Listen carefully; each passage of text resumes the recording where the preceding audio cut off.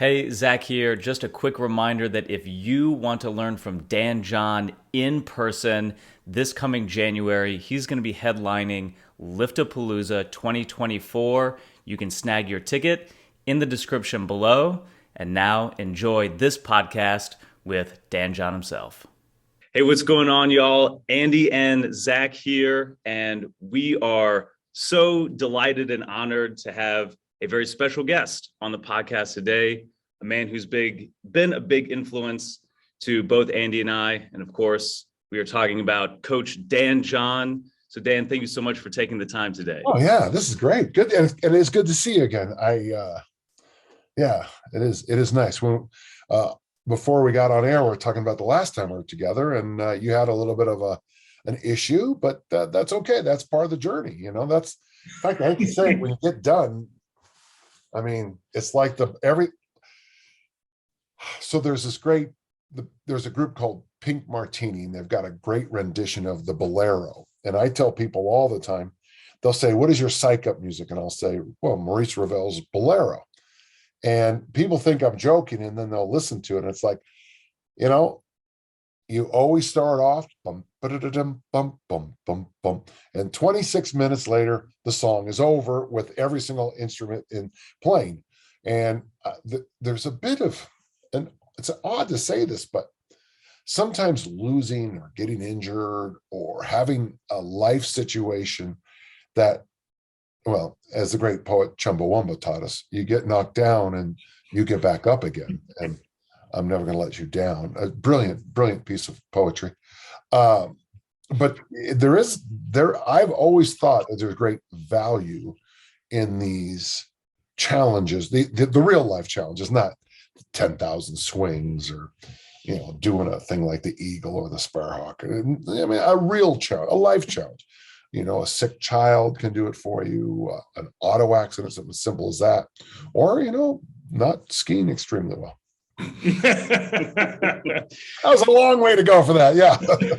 I was going to say, despite an entire week of skiing well, it only took a few seconds to really, really turn that ship around. So for context, everybody, in early 2021, I went out to Utah for a ski trip. And before I actually went out on the slopes, Dan was gracious enough to have me over in his neighborhood, and we had a little workout, and we did a big ruck walk, heavy hands, ankle weights around the neighborhood. That was super fun. And as it would turn out, that would be my last long walk for about 8 months.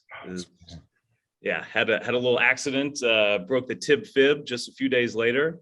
And as luck would have it, just a few weeks after that, Andy actually ruptured a biceps tendon. Mm-hmm. And so between my right leg and his right arm, we were quite the sight in the gym. So these hard lessons that we learn through injury are ones that Andy and I have been learning the hard way.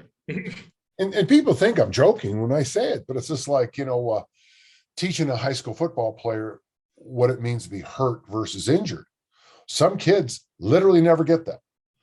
Mm-hmm. So hurt is when you can't make a fist the day after a game because the position you played, you were, the whole game, I remember one game we're playing, it was very cold. And the next day there's no way I could have done a whole bunch of things. I was just hurt. It wasn't lifelong. I wasn't out. Your hamstrings hurt after sled workouts. You're not injured, you're hurt. And then there's injury. And then injury, well, cue the music, here we go. You wake up, you look around, and there's a whole bunch of people in gowns with masks on, and okay, here we go. And then they start pulling stuff out of your body that you didn't know they had put there. And, it's very private areas.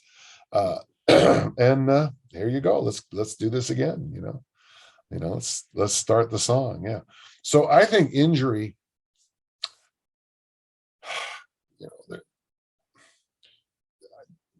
passages are, we all go through passages in life. And for most of the listeners, I'm sorry, they would recognize things like graduate from high school as a passage, In my case, it was high school, junior college, bachelor's degree, master's, starting as a teacher, kids, grandkids. These are these passages. And most people will tell you, you look forward to these events, but, then you become the FNG, you're now the new guy, now you have all these degrees, and then you show up, and on the first day, you look at the clock and you realize the clock is at the wrong time, because at the school you're teaching, to work with another thing, they've set the clocks forward everywhere. My first teaching assignment at Judge Memorial, it was called judge time. And instead of changing the schedule, which would have taken one person one day to do, this person who didn't ever do anything just had every clock in the building move 4 minutes ahead. And when you're the new guy, your first thing is, well, why don't we just change everything? And of course, everyone yells at you, because the simple logical answer is never right when you're in a new place, right? Why are we doing this? Shut up. You don't know what you're talking about. Then later on, all of a sudden you start to piece things together, and it does make more sense, And so one of the nice things about injuries is it gives you it's a passage of life that I think makes you explore things differently. And I always tell people, I call them the Lees. Injuries and illness challenge you spiritually, emotionally, mentally, physically, obviously, but economically can challenge you. If you're trying to coach with a bad wheel, you're and you're telling people they got to squat and you can't stand up. I mean, that's a challenge. And Stu McGill's book, which is a brilliant title, The Gift of Injury, the beauty of that. And because so as horrible as injuries can be, as horrible as illness can be, if you're still standing on the other side of it, it gives you a chance to kind of refocus and recapture, what's important to you. Have you discovered that, Alex, in the last year? I'm sorry, Zach. I'm sorry, Zack, in the last year. Yes, absolutely. Give me one example of something you appreciate more now. Well, I tell you, you don't. Well, we just talked about just going for a ruck as a workout. I can just remember thinking as I wake up with an external fixator on my leg, I was thinking what I wouldn't give to be able to stand up and walk around, take a walk around the neighborhood, enjoy the sunshine, enjoy the fresh air, or walk in the rain for that matter. But just the idea of not taking your mobility quite literally. We're not talking about, internal not mobility, but mobility. But literally your ability to just mobilize yourself, get from point A to point B. Man, I tell you, I just will never take that for granted again. And that's why it's the gift of injury, the blessing of injury, if you will. I was with Steve Ledbetter at a discus camp after my first total hip replacement. And people would say, do you want to take the golf cart? And I'd say, no, I got this. People say, we're going to drive down street, downtown. No, I'll meet you there. I'll walk. And about 2 or 3 days in, he goes, what's with this? I go, after you've been limping in total pain for 5, 6, 7 years, going for a walk is so exciting, makes you so happy. And some of our listeners are going, wow, that's so true. And then they want to tell us their story. And some are going, it's 5 sets of 2 or 2 sets of 5. So, Yeah, exactly. And of course, Andy and I, as I think most people in the fitness industry, we work with people who are middle-aged and obviously older. And so a lot of times as young bucks, it can be kind of hard for us to put ourselves in our clients' shoes a lot of times, as empathetic as we try to be. But when something like this happens, suddenly we feel a lot closer in that respect. So I have a 60-pound weight vest, And I encourage young personal trainers to do their bullshit workouts wearing that thing. And then next time an obese client comes in, remember how they felt with that extra 60 pounds. And empathy, which is something I don't have a ton of, but I strive to be better at it. You go to one of these crap 24/7 gyms, and there must be good because they have their name on their shirt, so they got to be really talented. I mean, you have to be, get your name on your shirt, you have to be really good, and they just destroy people. There's a great How I Met Your Mother episode where they go to a personal trainer and she's a horrible person, and the whole episode is it's the worst. And the thing is, you look at it, the personal trainer in the show is horrific. Having said that, that's also what I see at most gyms. My point is, if she wants to be such a badass, instead of weighing 104 pounds and telling people do 100 push-ups, throw that weight vest on and then tell me what it feels like. If you're a typical woman coming to who weighs 190, 180, and having to do 90 burpees, it'd kill you with that weight vest on. So one of the nice things about injury, and that's why I think often coaches get better when they have children and grandchildren, is because all of a sudden they stop thinking of little, Billy, my outside linebacker, isn't an NFL player. He's a 15-year-old boy who's worried about zits and if he has to ask a date on homecoming. When I was the head sophomore football coach, I had a policy. If you played on the team, you had to ask a girl to homecoming. And my athletes told me years later that the hardest part of being one of my football athletes was having to go to homecoming. But it's a life lesson, and it helped me because I saw my 15-year-old boys as 15-year-old boys, not 25-year-old men. Yeah. That sort of reminds me, I had a client who was in his 60s and former baseball player and a little overweight, but he really liked to bench press and do a lot of,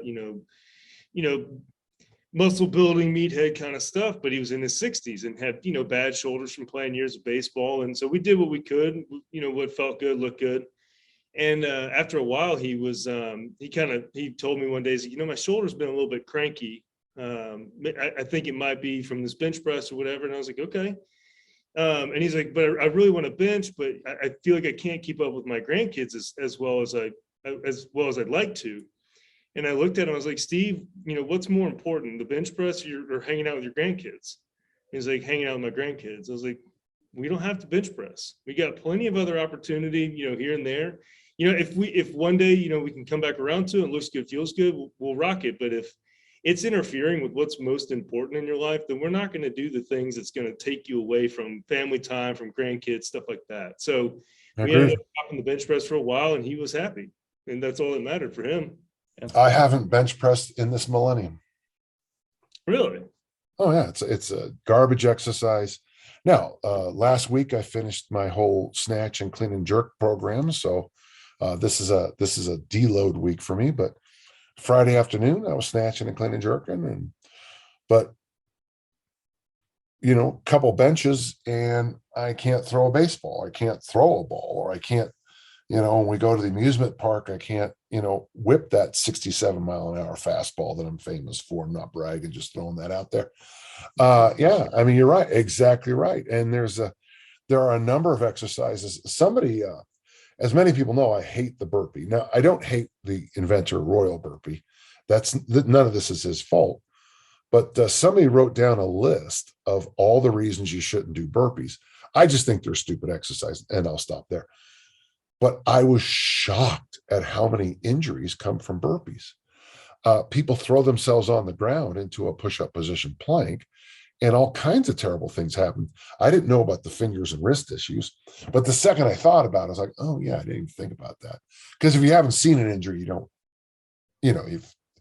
I've never seen that injury, so it's like, but when you tell me, it's like, oh yeah, it makes sense. But okay, so you're going to have your group do lunges, burpees, 200-pound Turkish get-ups, bench press, box jumps. And that's your program for me. I'm 65. Okay.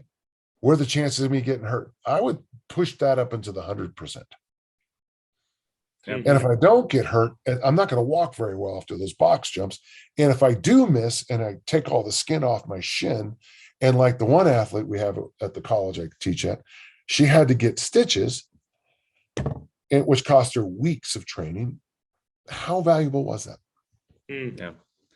You know, something that you've said that Andy and I echo all the time, kind of one of our guiding principles in training, is not making our clients look dumb, not making our clients look in any way weak or uncoordinated or embarrassed or anything like that. When someone comes in through the door of the gym, we want it to be a grease slide, keep people moving, keep people feeling good. Exactly. Oftentimes, yeah, we find that a lot of these quote unquote standard exercises present more barriers and problems than solutions. Right. And so if you follow my career, you notice I like problems. I like solving problems. I'm not the imitation game guy. I'm not Alan Turing or anything, but I like solving problems. And that's where the goblet squat comes from. That's where the suitcase carry comes from. Most of my programs I put together to solve a specific issue for a specific place, step back and thought, this is better than the crap I was doing before anyway. If you only have 22 minutes to train and you only have, name a piece of equipment, that's all you have, I'm your guy. I'm the guy you call because I love that. I love that problem solving. And I think that's a mistake so many coaches and trainers make and I call it, square peg, round hole, everything's square peg, round hole. Yeah. Yeah. Certainly I think as young coaches, Andy and I, we can oftentimes be a little overwhelmed, I think, with the content in the fitness industry that focuses so much on a client's problems, so much building up the problems, building up the issues. And I think what continues to draw us back to like your material is that it's so solutions oriented.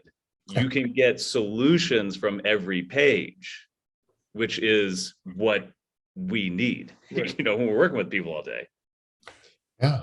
And and if you have people who compete, then tell me when we're going to start having that conversation and I'll change gears a little bit, but only in the short term. Long term, we're going to stay with, I want move good, feel good, look good. That's what I want. Yeah, totally. Well, I think that's what our clients want. So, earlier in my career, I might have been more prone to, move, for lack of a better word, in air quotes, movement issues or compensations or whatever we want to call them. And now I don't even think, I probably noticed some things like that maybe, but I don't say it. I don't tell my client, oh, that looks terrible. I just rework I've come up with a solution. I rework the problem and make it look better, feel better so they can train. They can burn some calories and sweat and they feel like they got to, get a good pump and feel like they got a good workout in. I don't need to call attention to, this or that. I just want to get people moving, and whatever tool I have at my disposal for that, that's sort of what I'm leaning into as quickly as I can. Yeah. Well, I just program this way: tight hip flexors, weak butt, weak pressing overhead. Yeah, that's it. Okay, there you go. And just basically every single person who walks the door has that issue. They want to do their abs, but if they work their butt and, if they can get that pelvic bowl underneath them, half the ab work is done right there. The other half is going to happen in the kitchen, and just start to realize that just about everybody coming in is going to have the same bucket of problems. Most of the men want to bench and do push-ups, and they need to go overhead and do some kind of row or something like that, TRXTs or something. They're going to want to work this and that, but they need to work their butts. Yeah. Dan, I'm curious. You have remained an active athlete in some respect over Wow, some respect. That hurt my feelings. The American record in the clean and jerk a month ago. Okay, yeah. I should say across many disciplines. Okay, that's nice. Sure, yeah, geez. Across many disciplines. Dumped on my weak little ego. No, not at all, not at all. But obviously, I'm curious because a lot of times we talk about training the general population, and we do occasionally have clients who get into more, I guess what you would call kind of serious and standardized competition, Olympic lifting, weekend warrior, but all the stuff. But obviously I follow along with your Olympic lifting meets and your training. And I'm just curious on what's the different approach, what's some different advice when it comes to obviously training someone for actually peaking for a strength-oriented competition? Well, it actually becomes a lot of fun. What I've noticed in the last few years, and Tommy Kono would have told you this back in 1964, is that we've gotten so far away from general training. So the mistake I came in this backwards. I'm sorry. Specificity works, but at a very high price. So one of the things I try to do, even with my collegiate athletes, is try to do a lot more general work, but keep in that this is okay. You're a discus thrower, you're a javelin thrower. Well, we need to make sure we have you're going to both have to do medicine ball drills of some kind. You're going to have to do some simple technique work, but we're not going to do any loaded exercises we're going to just, like, for example, if javelin thrower needs this, and this, well, we're going to press, farmer walk, and front squat. A discus thrower needs this, and this. Well, we're going to press, farmer walk, and front squat. Well, a swimmer press, what I'm saying. The general has been lost. In masters competition, I'm shocked when I talk with my competitors sometimes. They will do basically either compete, like in the Highland Games, 20, 30 competitions a year. How do you afford that and get a life? Geez, that's 30 weekends a year. A lot of my throwing friends, they'll just go out and they'll throw. That's what they do. They throw. But with a body that is wearing down from throw, or runners who run. And now listen, it is an absolute truth. Hurdlers hurdle, sprinters sprint, swimmers swim, throwers throw, jumpers jump. That's true. Having said that, the biggest mistake they make, Zach, is the lack of a general old school whole body. So if you come to my gym, you're going to do some suspension training stuff. You're going to do the hip thrust machine. You're going to go for a ruck. You're going to do a variety of presses in different positions. You're going to do front squats, goblet squats, overhead squats. But then someone will come in and say, well, does that overhead squat help the Highland game? I don't know. But the idea is get as broad a base as you can with some specificity. And then when it's time to flip the switch, competition coming up, then you just flip that up. So now we're going to spend a lot more time doing drills, skills, arousal work. That's the mental side of preparation, situational training, situational tactics and strategies, and build that back up because we're sitting on a big base of general. I'm convinced that, it could be something this simple. Here's the greatest training program. I'm just making this up as I'm talking. Best program I've ever made in my life for a master's athlete. Military press, 5 sets of 2, hang from the bar for 3 sets, do some front squat, do some thick bar deadlift because they don't beat you up very much, and go for a ruck. Do that 3 days a week. The other 4 days a week, one of the days, do your sport by yourself in a fun way. Another day of the week, do your sport and just focus on drills. Find some drills. If you're a swimmer, put the kickboard between your legs or the other thing here, whatever it is. when it's time to switch, you just flip those over. Just flip those two things over. Obviously, as an Olympic lifter, what's nice, or a power lifter, is that the training is the sport. But, in everything else, then you have strength training support your sport. Yeah. I don't know how clear that was, but. No, of course. Yeah. Well, I think a lot of people, I'm no longer a competitive athlete, but I think a lot of us will do the training part without the flipping the script, that will lean too heavy into the exercise, the training, the squatting, the deadlifting, whatever, lean too heavy into that and forget the skill acquisition, or like what I've done in the past with my own training in sport playing is I just turn up the volume on both at the same time. Yeah. As opposed to, ratcheting one and decreasing the other. I just try to do both at a certain high level. And that's usually where my injuries have come from, is just trying to do all of the things at a really high level. And my body can't take it. Yeah. Stephen Wright, the great comedian, once said, if you had everything, where would you put it? And I always think that way with training, if you're going to do everything, where are you going to put it? I mean, how many hours a day do you have, a day to train? And what happens is people get into they go down these roads where they're doing all kinds of stuff, but they're not doing anything. They're bodybuilding, Olympic lifting, powerlifting, strong manning, loaded carrying, to prepare themselves for the 400 intermediate hurdles. And the truth is, the best way to prepare for the 400 intermediates is every so often a gun should go off and you should run the race and then see that time come down. There is a time for specificity. There is a time for general. And the mistake most people make is they don't even have that simple sentence in their work.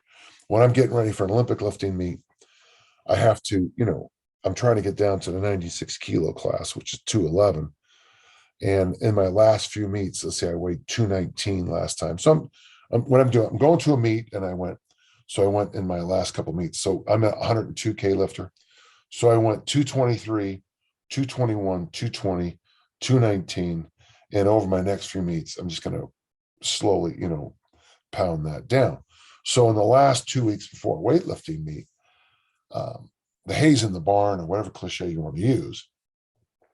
So what I'm trying to do in the last 2 weeks is drop body weight. I didn't say fat, I said weight, and maintain my lifts without doing anything that will add weight on my body and destroy weight on the barbell numbers.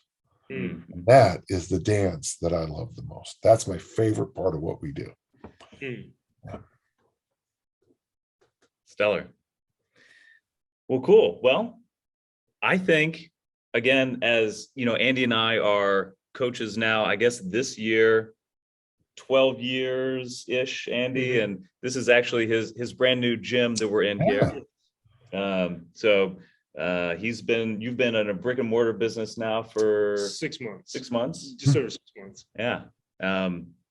Which might be in the cards for me at some point in the future, but we're both now a decade or more in the industry, Mm-hmm. so to speak. And one thing that we are curious to hear some of your thoughts about are, what pieces of advice might you have for, let's say, if we're talking about the 3 levels, maybe the brand new coach, brand new personal trainer, maybe let's start there, and we'll come up.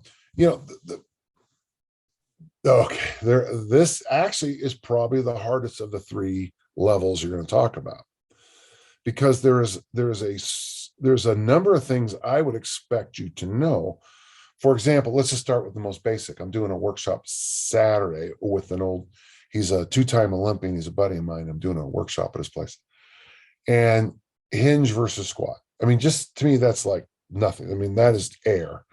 And yet I'm going to do a 4-hour presentation on hinge versus squat.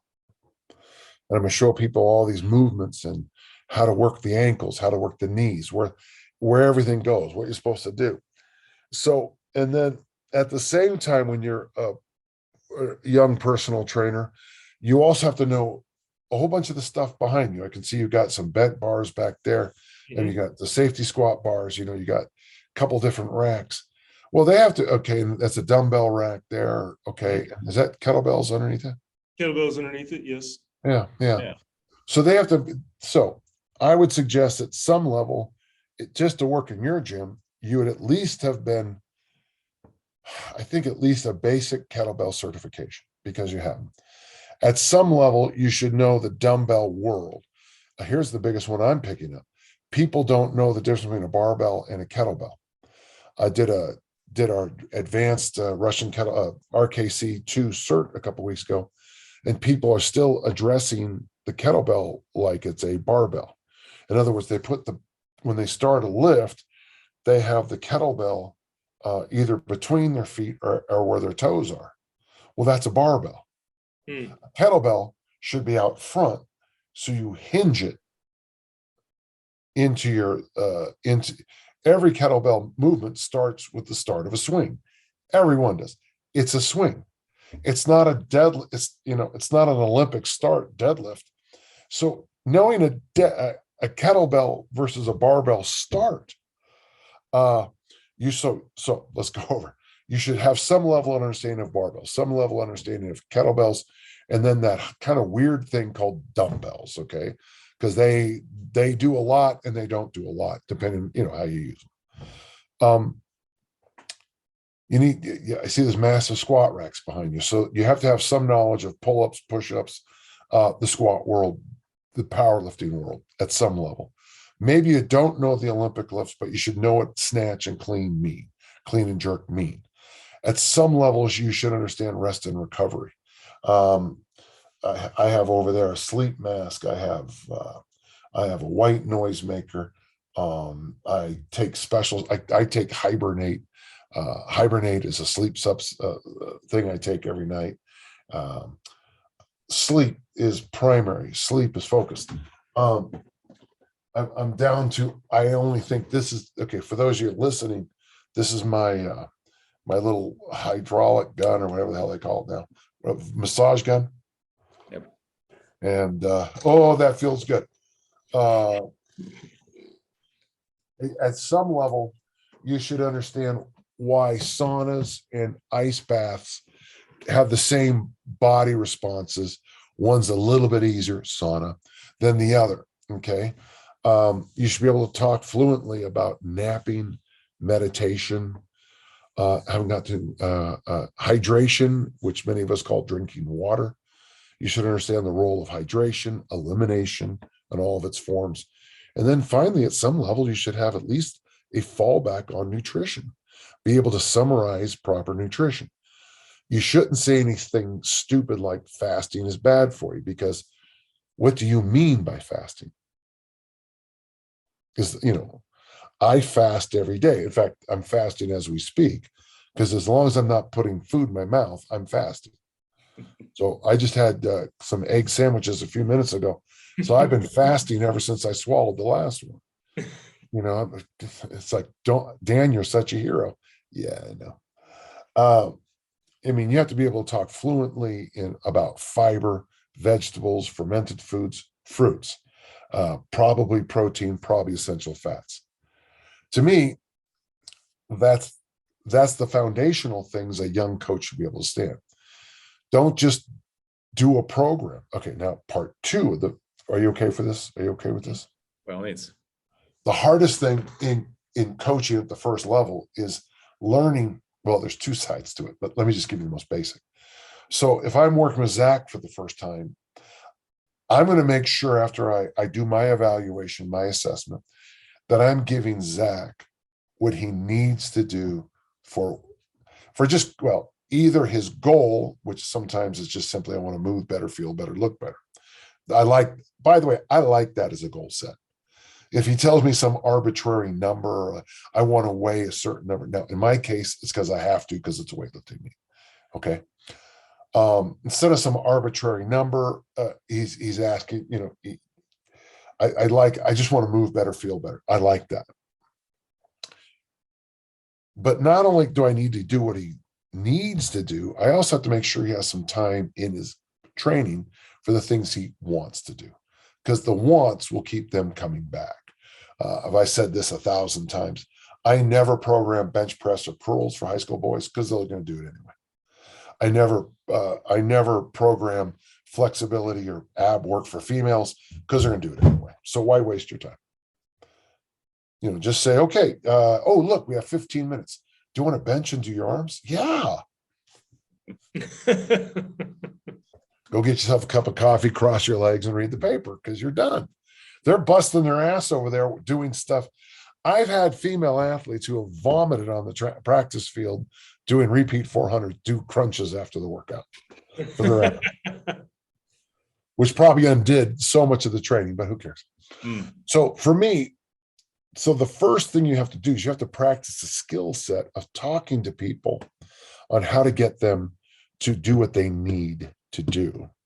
And then you sprinkle the fairy dust on them with what they want to do.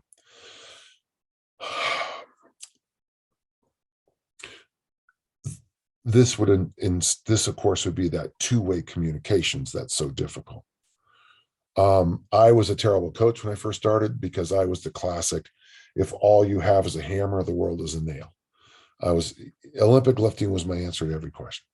And it was good. I mean, it really did. I mean, my females I worked with when I was first starting, they made great progress physique-wise because Olympic lifting is so high.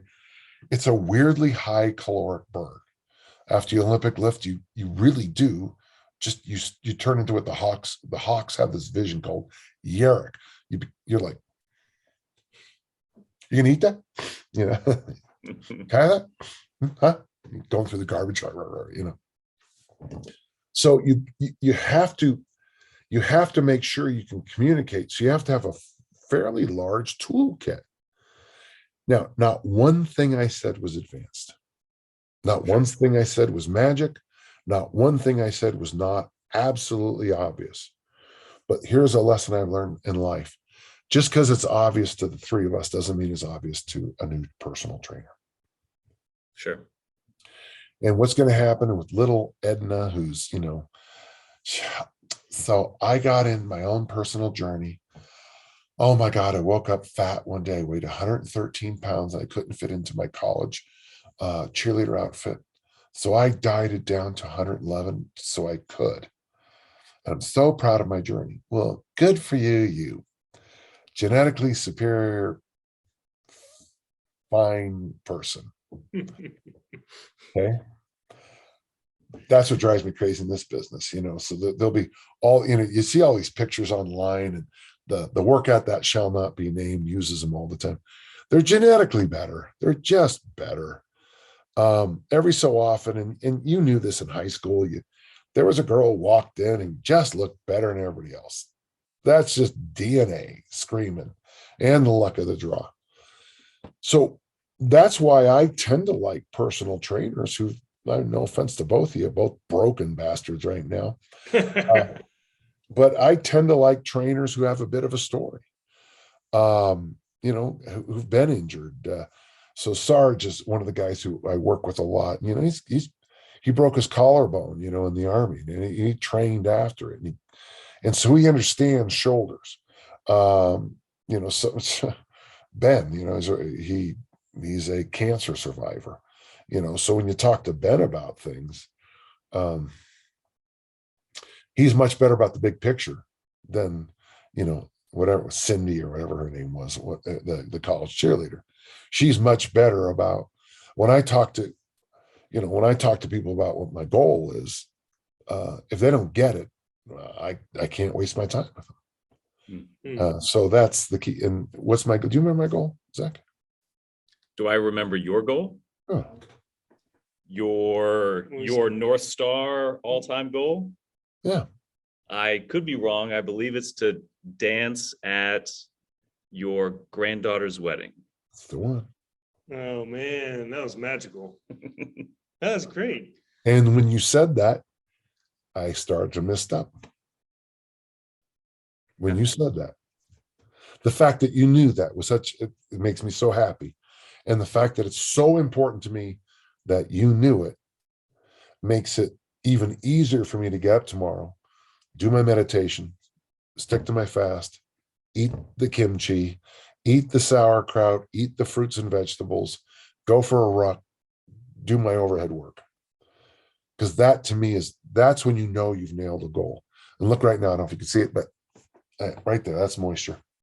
Talking about that goal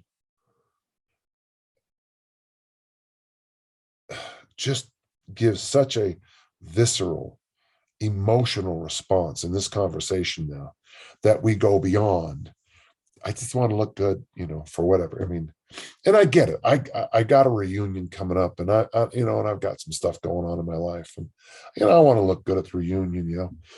It'll be my so 50 years ago, my elementary school, we meet every about 10 years for a reunion, and we missed our 50th because of COVID, and we push it about a year and a half out, and to be a bunch of doddering 65-year-olds in a room, and yeah, it'd be nice to look good for that, but that doesn't bring the heat that a true North Star brings. Does that make sense to you? Mm-hmm. So this new personal trainer also has to be able to talk to Danny John about what's keeping you going, and of course, I have all those talks I do on goal achievement, not goal setting. Any idiot can goal set. I want a pony. There's a goal. It's a joke. I want to win the Masters next year. It's stupid. It's not possible. Okay, it's just not, right? But I can say it. Goal achievement's a whole different world. And one of the things I try to get people to think about is the pain in not getting their goal. Mm-hmm. And the odd one, the pain in getting their goal. Mm. And people go, well, why are you talking about that? Well, I'd say, and I reply, about 1 out of 20 people get their goals. Sure. 1 out of 20 people my age retire without additional help from the government. Mm-hmm. 1 out of 20 people train, exercise, workout, whatever the word is. 1 out of 20 people probably read a book a year. I don't think I'm exaggerating. Am I? So, it sounds close. Yeah. If you talk about the Venn diagram of maybe one person who does all of those things, yeah, absolutely. You're talking about rarefied air. Right. That's why we have Dan John on the podcast, right? And I'm sure the gentle listeners right now thinking, what a douche. God, this guy's a jerk. But here's the thing, folks. There has to be more pleasure in not getting the goals. There has to be more pleasure in not getting goals. Otherwise, it'd be 19 out of 20 people get their goals. So, let's see, what have I, okay, yeah. The other night we went out, and I think I had a Jack and diet. And then after that, I just had diet the rest of the night. And I do that sometimes in social group. I want people to hear me say Jack and diet, and then I just have diet. So people think if you're on your 12th beer and I'm on my 12th diet, it's not so weird. The conversation is, but not, but it's very simple for me to not drink that round two. Does that make sense to you? Mm-hmm. Absolutely. But there's a lot of pleasure in having 12 Jack and diets. For sure. I'm extremely, two things the audience should know. For the women in the audience, I'm very attractive after you've had 12 Jack and diets. I'm extremely good looking. And I'm also, after I have them, I'm much funnier than I used to be after, because I just think I'm hilarious. So, but see, there's more pleasure sometimes. I got to tell you, I use this example way too much, but I like it. We're on the way up to a track meet in Montana, I think it was. And somebody on the team bus says that Playboy magazine has said that Utah State University is a top 10 party school. And honestly, I've never heard a bus have more of a, And so Tarl Ludvigsmoon and was our steeplechaser. He's from Norway. And we were the two guys who actually did have partying. And we just started talking. And it was this is an important moment. We just started talking about, did you know the school we partied that much? And I'd be like, man, I'll come home. You know, we would get home at Sunday mornings, like 4 a.m., 5 a.m., you know, and I'd ask my roommates, what'd you do? And it was always the greatest party of all. I never went to the greatest party of all time. I always missed them for some reason. And I would say, yeah, I know there are parties and I hear about them, and then I realized how much more fun it would have been in college to go to all those parties than be in a bus going up to Missoula, Montana in a snowstorm to throw in a freezing cold day, the discus. But that's why only 1 in 20 people get their goals. For me, I always focus on how much pleasure I will get. You know, when it's time for me to dance with Josephine and I stand up and I'm 87 years old and I show her how to dance the YMCA and from my college years or whatever the hell it is, who cares? Or the Macarena, because or the chicken dance or whatever it is, you know. It'll have been worth it to get 9 hours sleep instead of 6. It'll be worth it to have one Jack and the rest diets. You know, it'll be worth it to eat the fermented foods and go for those rucks and walks. And that's a hard thing to explain to a new personal trainer. Everything I just went over. I was gonna say that's some powerful stuff. It's getting those scales weighted. You know, again, granted, you know, like you said, the pleasure of not getting to a goal. There's so many things. The day to day, we could have the ice cream, we could have the Jack, we could sleep in, we could cut the corners, we could watch extra Netflix. And yeah, I mean, yeah. Keep going. Keep going. No, my point is keep going because, you know, today we have track practice today at noon, and I had to cut so I can come visit you guys, which was great. But, you know, I'm out there and I'm watching. It was our women's team out there, and there's not very many females out training. And I kept thinking about, you know, what is it? The numbers are just disastrous. It's like 1 in 30 high school athletes compete at all at the next level. And only 1 in 60 collegiate athletes use all 4 years eligibility. So, you know, I'm a 1 in 18 and probably more now.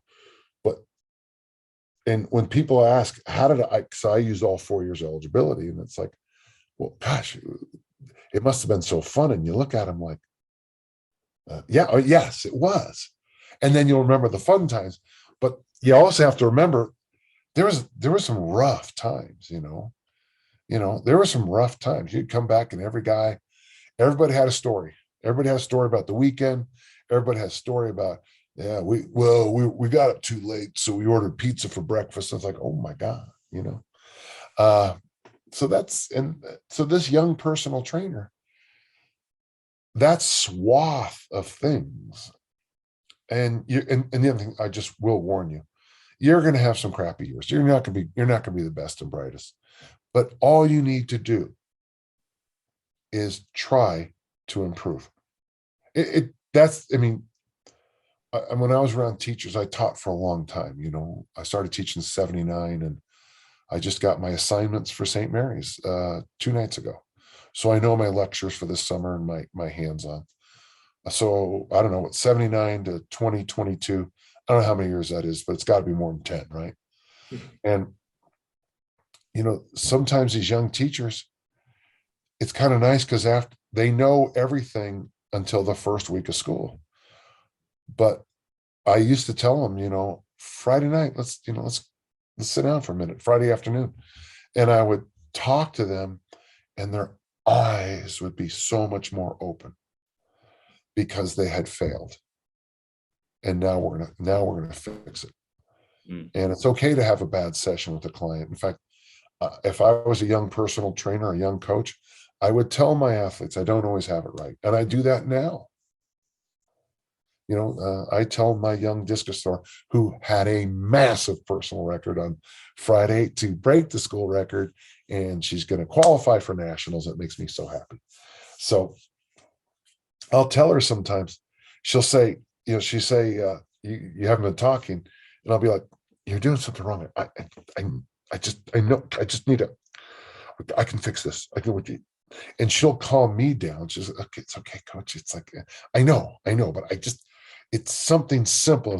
And then she says, I'll send her a text at 3 a.m. It's like, okay, here's what it is. It's like, you got to stomp your left foot at the finish. Oh, okay. Boom, instant fix. Yeah. So that humility that you need to have.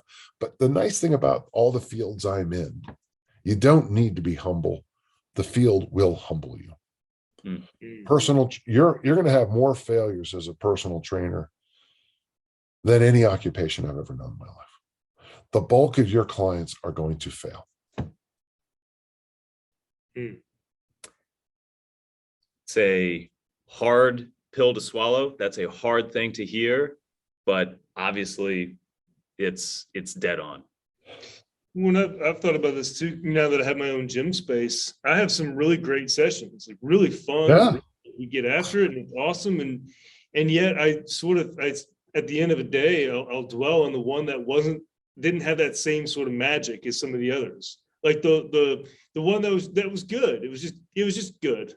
Wasn't phenomenal. It was, there were Do you take notes? Do you take notes? I do. I have these whiteboards behind me. You No. can't More than just that. So when you capture lightning in a bottle, you write it down, then you retype it. You write, if you're me, you write an article on it, get paid.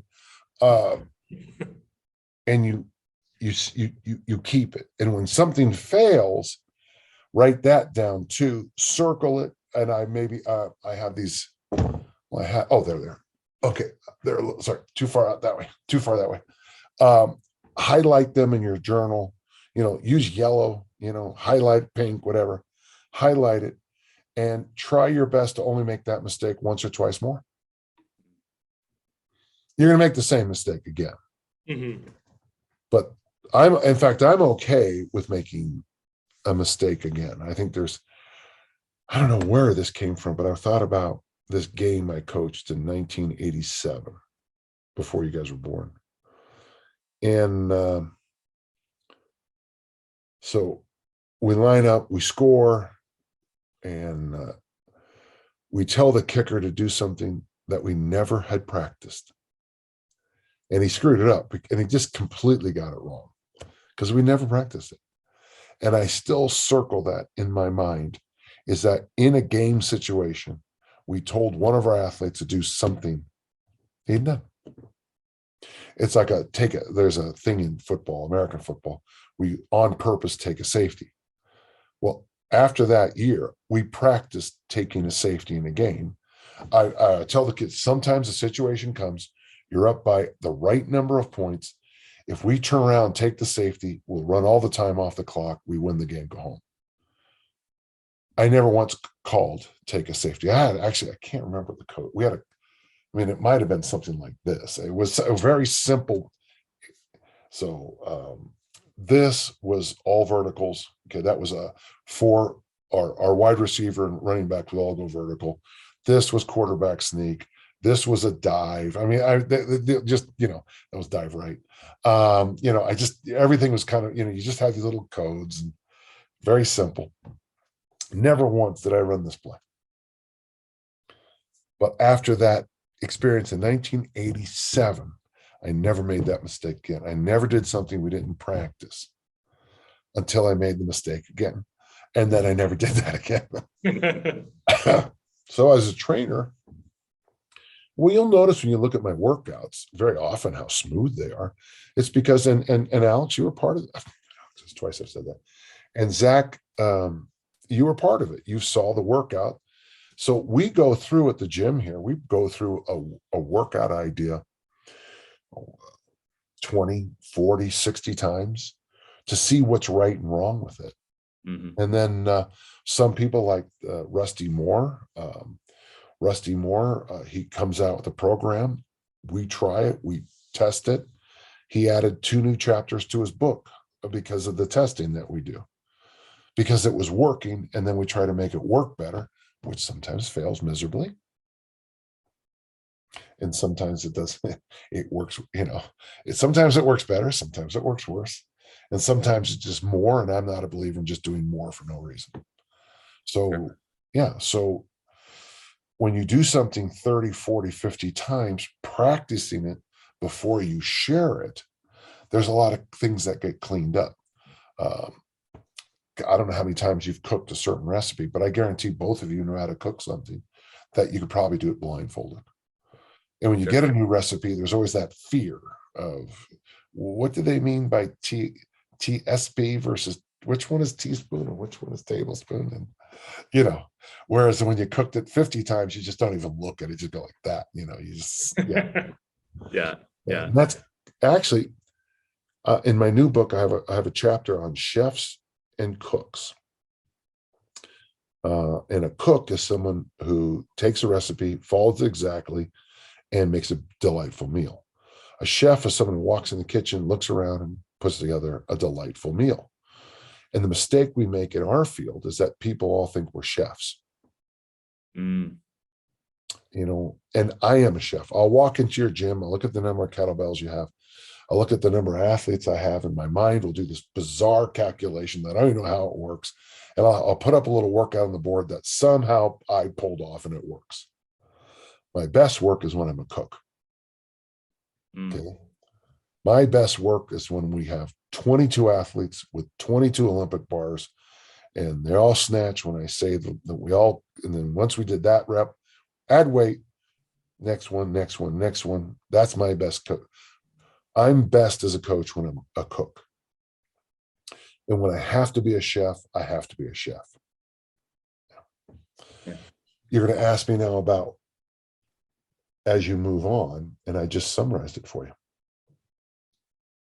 It's funny I say that because an advanced trainer or an advanced coach knows that you have to follow the recipe until you look around and quick, another football story, really funny one. Please. Yeah, of course. We get off a bus one time, and because this is when I was a junior varsity head coach, okay, which I loved. I loved this team. This was the best. This is Goots. And it's funny because their kids now play high school football, and I'll see them at the games. Hi, coach. And then they'll introduce me to their kids after the game. It's just fabulous. And I always speak positively of these young men. Always. So we get off the bus one time for a JV game, and because it's an away game, the varsity team took a whole bunch of our players to be on the scout team. So we get off the bus, and I got 13 athletes. Now, athletes are reach and JV, but we'll just call them athletes. And the assistant coach says, "Hey, we don't have any running backs." And I go, "Yeah, we don't have any linebackers either." And he was the running back coach, and he goes, "Yeah, but we don't have any running backs."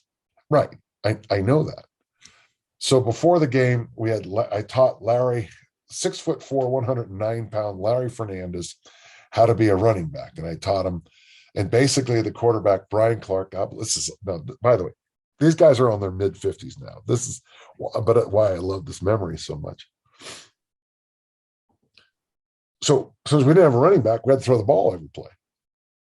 And on defense, we ran. We had 6 defensive linemen, so we ran a 6 defensive linemen, and we had 5 defensive backs.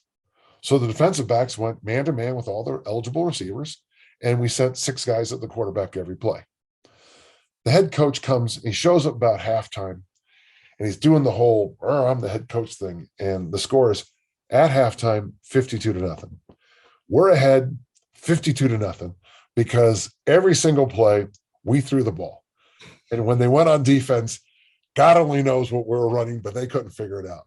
And he told me that he goes, you got to, this is, you can't run the score up that high. And I go, "What do you want me to do?" He goes, "Well, just run the ball more." And I go, "Okay." So who do you want me to give the ball to?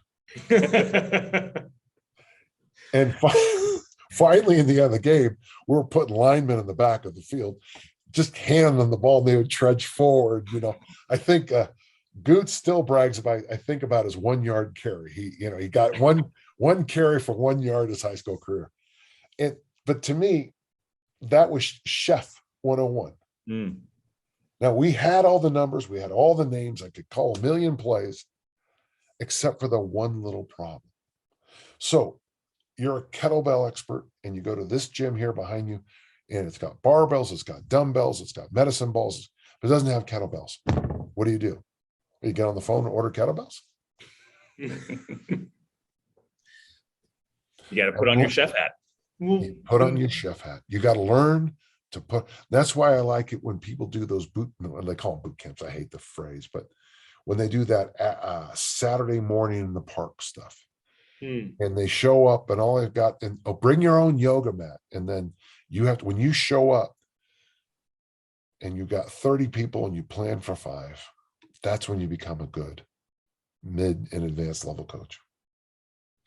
Because whatever you come up with is a hell of a lot better than what you thought. Yep. That's kind of in a way why I liked cutting my teeth on, I was an independent contractor for a long time before I opened this space. And I worked in a gym that it didn't belong to me. It belonged to the state or to the city. And I'd go in with my little plan, and we only had the one bench, or one squat rack that doubled as a bench. And I'd want to go in with my client and squat or whatever we were going to do, and somebody was using it. And I was like, all right, well, here's this really heavy dumbbell. We're going to squat that instead. Or, this machine was taken, or this entire floor space, and we were relegated to the corner.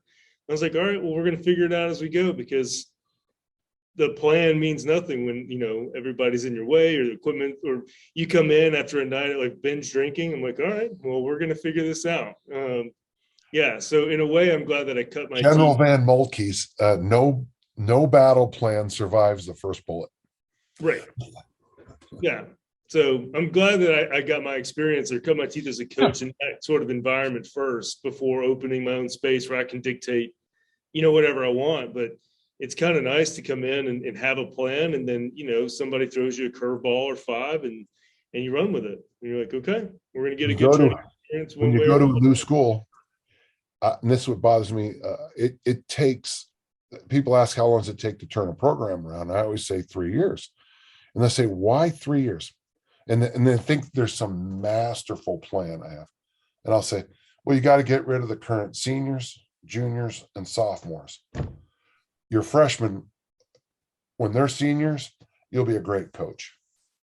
You'll win a lot of games you shouldn't win, no matter what the sport, and great things will happen. Because they get you. They understand you.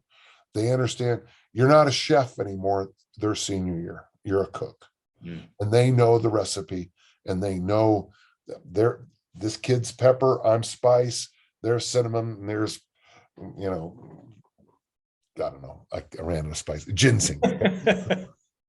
Cardamom. There you an go. Excuse to use that term.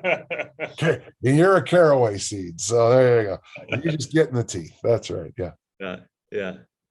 Yeah. No, that's amazing. Again, that's one of the reasons why your material holds up so well in the field, so to speak, because we know it's been stress tested. We know that Dan John has run this program, this article, this cue, this tip 50 times, has beta tested it, has refined it, and now we can just take the recipe and play cooks with it. Yeah. I was commenting on our podcast episode last week. We were teeing up, we were going to be talking to you this week. And I've told Zack, and it's true, I have, I think, 6 or 7 of your books on my bookshelf in here. And every time I feel like I'm getting a little bit too, for lack of a better word, cute with my programming, a little bit too, like sideways, I'll go back and read your material, and it sort of centers, it sort of grounds me back into like, okay, like these are sort of the principles and the values that I hold as a coach. These workouts or these methods have been stress tested.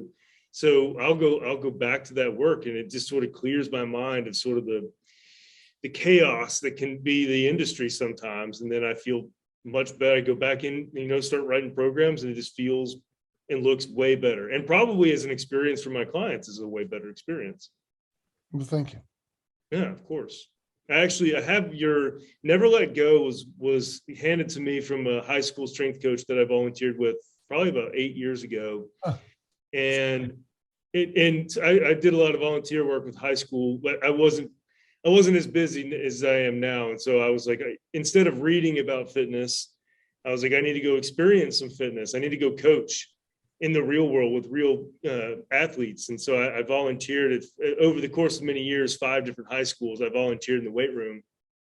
And one of my mentors gave me Never Let Go. And it made such an impact that anytime I have a new coach that wants to shadow me or ask questions, I try to keep a copy on hand to gift them. And I'm like, read this book, and this will be a great way to get your foot in the door, get started. So that was how impactful it was for me as a coach. And especially at a time when I really needed it, early when I was green and I wanted knowledge and experience, it was exactly what I needed at a time when I needed it. Yeah. That's a wild book. I don't read my own work, but people love that book. I know that. I can't. It's like watching yourself in a video for me. I can't watch it. Yeah. Sure. Yeah. Yeah. I don't know why. I just can't stand it. Yeah. Yeah. I always want to correct things, That's I don't read. I don't write anymore. I have written. I don't go back and read it because I'm just like, ugh. Yeah. So that's why you just keep writing. That's keep right. putting out books. That's right. Just keep going. Yeah. Don't go back. Just keep going forward. Yeah, absolutely.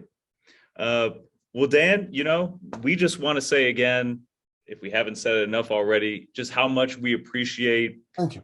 The things that you stand for in this industry. We definitely would not be the coaches that we are today without just the amazing amount of material, books, videos, courses. Dan John University is super cool. If I could offer you a little plug there. Thank you. And then obviously for your time, I've come out to Utah to visit a couple times. You've always been so welcoming and accommodating, and I could just show up to your house, the garage door opens, and away we go. And that's just always such a thrill. The dog barks at you and then smells you, right? Yeah. Yeah, absolutely.